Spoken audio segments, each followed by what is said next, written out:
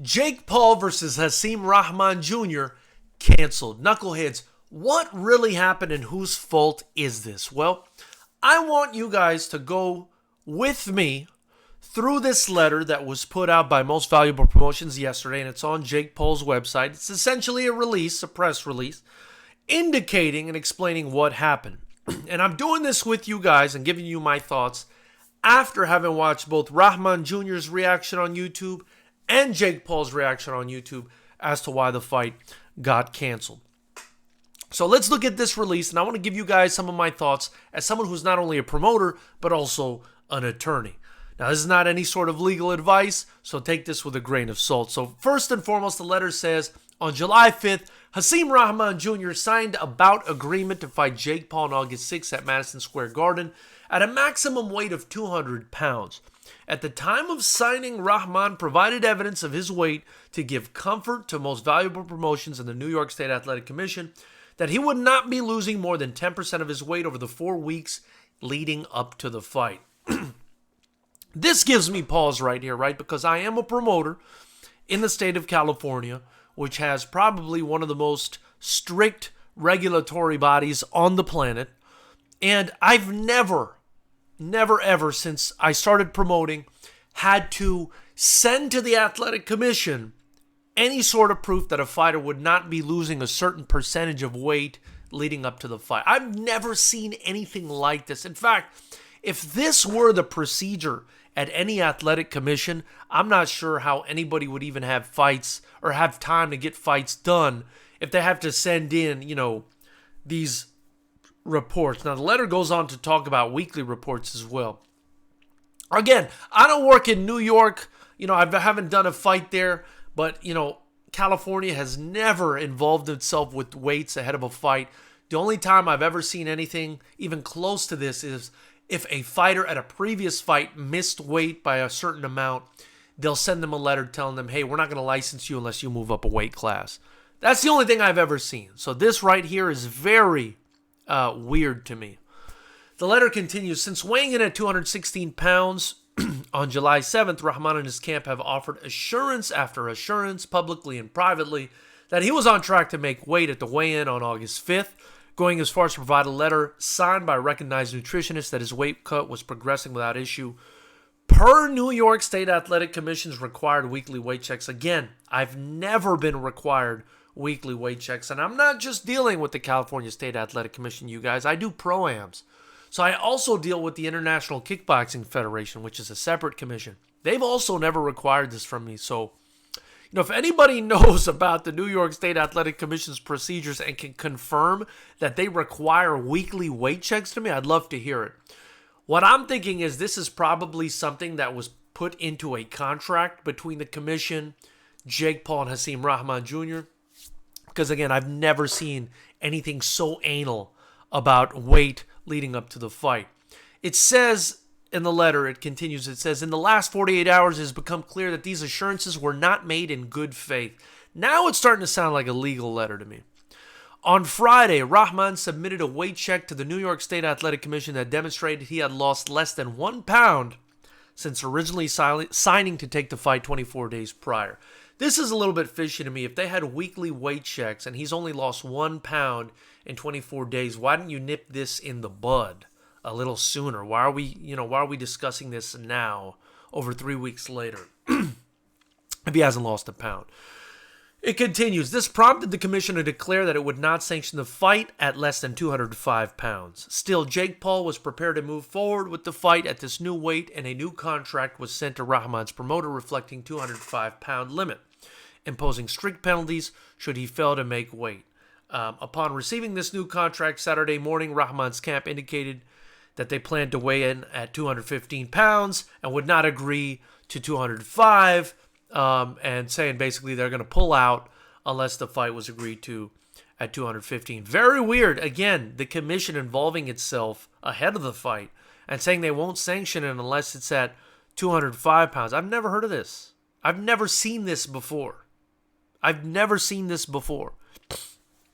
And, what's really crazy to me from a legal standpoint is, this really muddies the waters, right? Because in contracts law, my understanding of contracts law, right, and it's been a long time since I've, learned anything about contracts law, but this is what I learned, is that, when there's an offer, if you have a second offer, it rescinds the first one, right? So what's going to happen here? Is this second contract now that never got agreed to, does it replace the first contract? I would imagine so, and perhaps somebody on Hasim Rahman's team knew that, and they said, oh, so the first contract is no good anymore because we just received a subsequent offer, and now we've got some leverage, so to hell with 205, we're doing 215, and it's only about, a week and a couple days away from the fight, or a week and a day or whatever it is.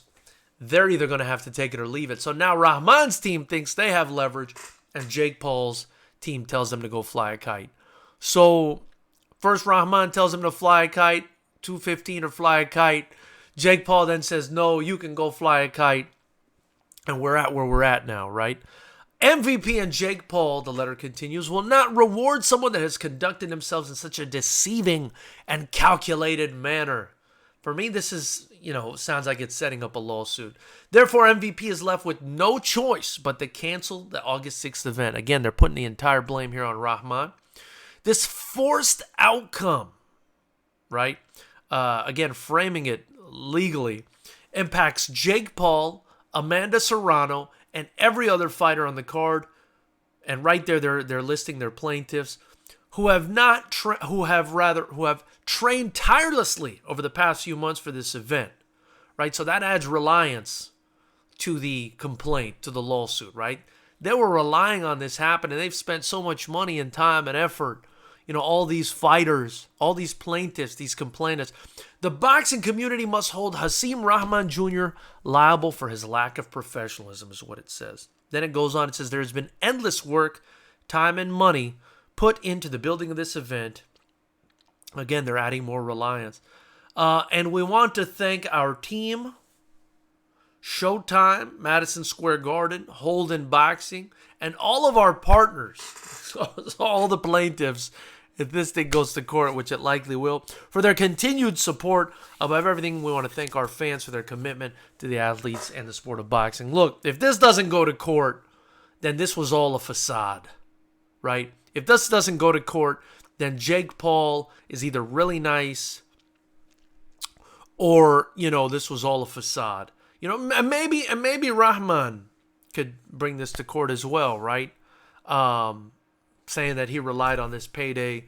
But that's going to be tough for him because he did agree initially to that 200-pound limit. And I don't know why he would have done that. Again, I'm hearing it was take it or leave it. Here's the offer. And, to be honest, and I'm not talking from a legal standpoint, but from an ethical standpoint, I blame both parties. And the reason I blame both is because, again, as a lawyer, not as a lawyer, as a promoter, rather. I am a lawyer, but as a promoter, right? As a promoter. If I've dealt with a fighter in the past, and I know what weight he campaigns at typically, I'm not going to offer him a fight at a lower weight class to the point of draining him, right?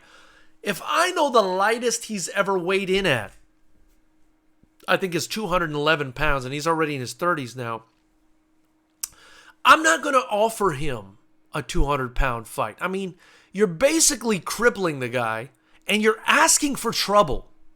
You're asking for trouble. So for me, this was a very amateurish offer to begin with. And I'm not saying it's just Jake Paul's fault. It's also Rahman's fault for accepting the fight. You know you can't make 200, bro. What are you doing? And listen, to counter that, maybe he can make 200. There's still a week left. I've seen fighters lose a lot more than 15 pounds in a week, which I don't advise, but it happens all the time, especially in MMA, boxing. But why would you accept the fight at 200 pounds if you knew you couldn't make it? And then the guy offers you 205 pounds, and you say, no, we're doing 215.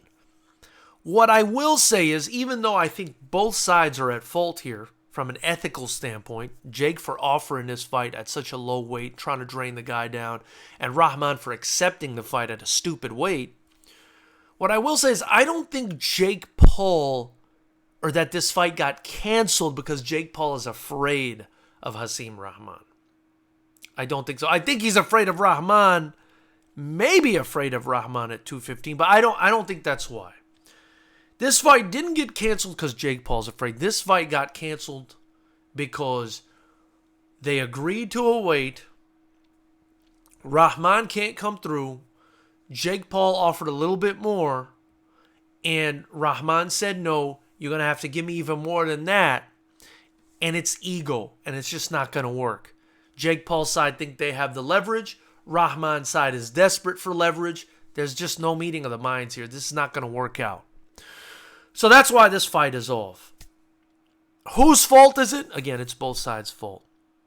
But who the hell cares what I think? I want to know what you guys think. Leave it in the comments below.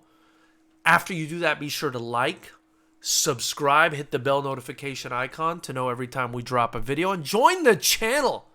Help me grow the only kickboxing promotion that matters, FightersRep. And you know FightersRep 15 is going down on September 3rd in Los Angeles at the Commerce Casino. You could only get your tickets at FightersRep.com or below. And if you can't make it for whatever reason, which is crazy if you can't make it, you should be able to watch right here by joining the channel. That's the only way to watch. Join the channel or do so from our website at FightersRep.com. It's just $9.99 a month. I look forward to hearing what you guys have to say about this guy who's so good for the sport.